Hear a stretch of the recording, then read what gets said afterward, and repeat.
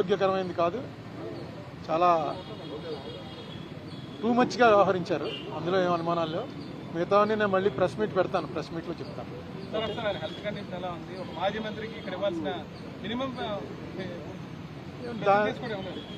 దాని గురించి ఏమి నేను మాట్లాడలేదు.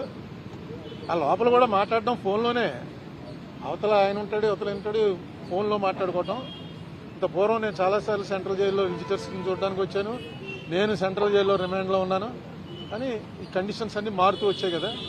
ఇప్పుడున్న దాంట్లో పెద్ద ఎక్కువగా మాట్లాడుకోవడానికి అవకాశం లేదు. ఫోన్లోనే, అటే ఫోన్లో ఆయన మాట్లాడుతున్నాడు, ఇటే ఫోన్లో మనం మాట్లాడాలి.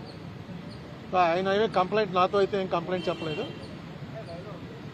బాగానే ఉన్నాడు, ఆరోగ్యంగా ఉన్నాడు, నవ్వుతూ హ్యాపీగా ఉన్నాడు ప్రతిదీ. ఎందుకంటే అతను కూడా లాయర్ కదా, అతనికి తెలుసు ఈ కేసులో పస ఎంత ఉందో. ఈ కేసు వల్ల వాళ్ళ పార్టీకి, అతనికి వ్యక్తిగతంగా కూడా చాలా బెనిఫిట్ జరిగిందని అనుకుంటున్నాను నేను. ఎందుకంటే కక్ష సాధింపు ధోరణితోటి చేసినటువంటి ప్రయత్నం అని క్లియర్గా అర్థమైపోతుంది. కనీసం అక్కడ ఇంటి మీద దాడి చేస్తుంటే 6 గంటల సేపు మనం అందరం చూసాం కదా. వాళ్ళని కనీసం ఏ మేజిస్ట్రేట్ ముందో ఆధారపరిచి చిన్న డ్రామా అన్నా చేయవలసింది. స్టేషన్ బెయిల్ ఇచ్చి పంపించారు ఆర్సన్ కేసులో. ఆర్సన్ కేసు అంటే ఇంటి మీదకి మంటలు వచ్చేలాగా పెట్రోల్ బాంబులు విసిరితే దాంట్లో స్టేషన్ బెయిల్ నేను ఎప్పుడు వినలేదు. అలాగే తిట్టాడన్న కేసులో తీసుకొచ్చి అప్పుడే 2 వారాలు అయిపోయినట్టుంది, తీసుకొచ్చి సెంట్రల్ జైల్లో పెట్టడం, ఇది టూ మచ్ అనమాట. ఇది ఫస్ట్ ఆఫ్ ఇట్స్ కైండ్ అనుకుంటున్నాను. ఏదైనా చూద్దాం ఇది ఎటు దారి తీస్తుందో. ఓకే అండి. లడ్డూ వివాదమే నేను ఇప్పుడు వచ్చే ముందే చూశాను. మొన్న చంద్రబాబు నాయుడు గారు అడుగుతున్నారు, ఎవడు చెప్పాడు మీకు ఇందులో ఇది లేదని, ఇది కొవ్వు, పంది కొవ్వు, గొడ్డు కొవ్వు ఇవి లేవని ఎవరు చెప్పారు మీకు అని ఒక మీ విలేకరి మీద ఆయన కొంచెం రైజ్ అయ్యి మాట్లాడారు. ఎవరు చెప్పారు, ఎక్కడ చెప్పారు, నీకు కల వచ్చిందా అని అన్నారు కదా.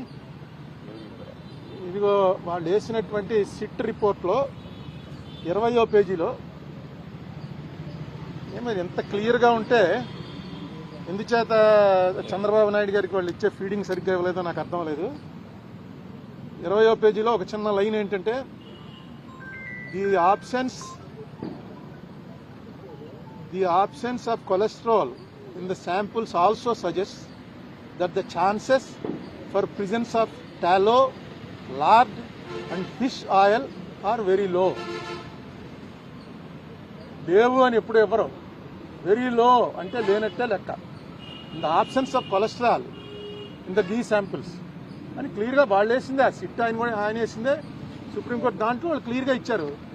అది వీళ్ళు రిలీఫ్ కింద ఫీల్ అవుతున్నారు. ఎందుకంటే వెంకటేశ్వర స్వామి లడ్డూలో ఆవు కొవ్వు, పంది కొవ్వు, చేప నూనె కలిపారు అన్నదే కొంచెం అది చాలామందికి వాంతులు వచ్చే పరిస్థితి అండి. ఎందుకంటే గొడ్డు మాంసం అనేది, మీలో చాలామంది మాంసాహారులు ఉంటారు కానీ గొడ్డు మాంసం అని అనగానే అసలు ఆ ఐడియా డైజెస్ట్ అవ్వదు. నేను చూశాను చాలామందిని, వాళ్ళు హిందూస్ కూడా కాదు, క్రిస్టియన్స్లో ఫ్రెండ్స్ ఉన్నారు, వాళ్ళని కూడా చూశాను. ఎవడో మేము ఒక ఢిల్లీలోనో ఎక్కడ ఎవరో ఇంటికి వెళ్తే కాలా గోష్ ఖాయేగా క్యా అని అడిగాడు. కాలా గోష్ అంటే అర్థం ఏంట్రా అని నన్ను మావాడు అడిగాడు. అంటే కాలా గోష్ అంటే గేదె మాంసం ఏంటుందిరా, కాలా అంటే గేదె కదా అని చెప్పి, గోష్ అంటే గొడ్డు మాంసం, కాలా గోష్ అన్నాడు. అనేటప్పటికి గొడ్డు మాంసం పెట్టేశాడా అని వామిటింగ్ వచ్చింది వాడికి. ఇదేంట్రా ఎంతండి, నాకేం రాలేదు నీకు వచ్చింది ఏంటంటే గొడ్డు మాంసం అలా పెట్టేస్తాడు రాయుడు అంటే, వాడేమో లేదు తింటారా అని అడిగాను, ఇంతే తప్ప పెట్టలేదు అని. నాకు అది చూసి ఆశ్చర్యపోయింది. ఇది జరిగి ఎప్పుడే 40 ఏళ్ళు అయింది. అటువంటిది మాటికి ఇందులో గొడ్డు మాంసం కలిగింది, పంది కొవ్వు కలిసింది, చేప కొవ్వు కలిసిందని. వెంకటేశ్వర స్వామి కదా, వెంకటేశ్వర స్వామి అంటే మనకు ఎవరికి గుర్తుండదు ఫస్ట్ ఎప్పుడు చూసామో. ఇప్పుడు కూడా వెంకటేశ్వర స్వామికి ఉన్నటువంటిది ప్రపంచంలో నాకు ఎక్కడా ఉండదు. ఆ రష్ నేను చూసాను, నార్త్ ఇండియన్స్ వచ్చి చూసి ఏంటిది రోజు కుంభమేళ ఇక్కడని. అంత జనం, అంత వెంకటేశ్వర స్వామి అంటే ఆ దాంట్లో అన్నిసార్లు అనకూడదు అసలు. నిజంగా జరిపిన వాళ్ళని శిక్షించడానికి ప్రయారిటీ ఇవ్వాలి. కానీ దీంట్లో నిన్న ఇంకో మాట అన్నాడు ఆయన, నాకు ఆశ్చర్యం వేసింది. ఇది అవినీతి కాదుట, హిందూ మతాన్ని నాశనం చేయటం కోసం పన్నిన కుట్రట. హిందూ మతం నాశనం అవటం, నీ నాశనం ఎవడన్నా చేయగలడా దీన్ని? అది కుట్రండి. ఎవడో తప్పు చేశాడు వాడిని పట్టుకోవాలి. ఇంకా కెమికల్స్ అవి ఉన్నాయంటున్నారు. ఆ కెమికల్స్ కూడా ఆయన ఇచ్చిన కంపారిజన్, మనం టాయిలెట్స్లో వాడే యాసిడ్లన్నీ తీసుకొచ్చి ఇందులో కలిపారని, ఏదో రకంగా ప్రజల్లో ఒక అవర్షన్ పుట్టించాలి. తిరుపతి లడ్డు అంటే అంత టేస్ట్గా తినే వాళ్ళకి ఆ లడ్డు చూడగానే ఇందులో ఏముందోరా బాబు అని అనిపించే భయం కలిగించాలని సీఎం లెవెల్ మనిషి అలా మాట్లాడటం కరెక్టే. ఇప్పుడు నేను సీఎం గారి ఇంటికి వెళ్తే నాకు కప్పులో టీ ఇచ్చారు. ఆ కప్పు పట్టుకుని ఇది ఏంటనుకుంటున్నారు ఈ మెట్లో ఈ మెటీరియల్ మనం టాయిలెట్స్ లో కమోడ్లు వాడతామే ఆ కమోడ్ మెటీరియల్ తోటి కప్పు తయారు చేసి కప్పులో ఇచ్చారు. నిజమే అది. కమోడ్తో పోల్చడం ఏంటి? పింగాణితో అనేక రకాలు తయారవుతాయి. కమోడ్తో పోలుస్తారా ఎవడన్నా? నాకు ఎందుకు చాలా ఆశ్చర్యం వేసింది ఏంటి ఇదే ఇలా మాట్లాడు సీఎం గారు ఎప్పుడు అంత బ్యాలెన్స్ తప్పి మాట్లాడ్డారు. చాలా కాలం నుంచి ఆయన సీఎంగా చూస్తున్నాం కదా, ఎందుకు ఇలా మాట్లాడుతున్నాడు ఏంటి? ఎంత అందులో టాయిలెట్లు కడిగే వాటిని తీసుకొచ్చి కలిపారని.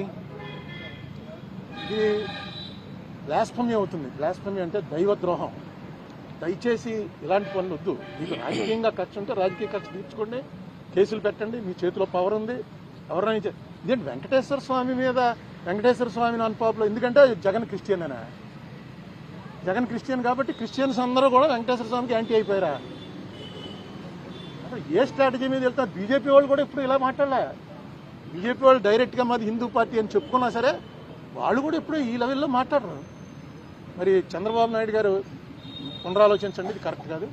మిగతా చాలా విషయాలు ఉన్నాయి, తర్వాత చెప్తాను. సో అందరికీ నమస్కారం.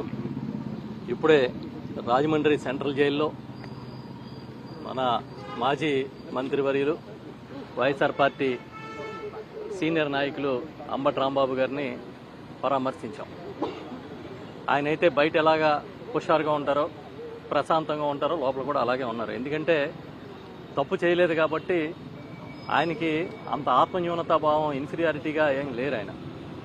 ఇప్పుడే పెద్దలు ఉండవల్లి అరుణ్ కుమార్ గారు చెప్పినట్టుగా ఆయన మీద ఇంటి మీద దాడి చేసి ఇల్లు తగలబెట్టి కారులు తగలబెట్టి వేలాది మంది వీరంగం చేసి అల్లర్లు సృష్టించిన వాళ్ళ మీదేమో కేసులు లేవు.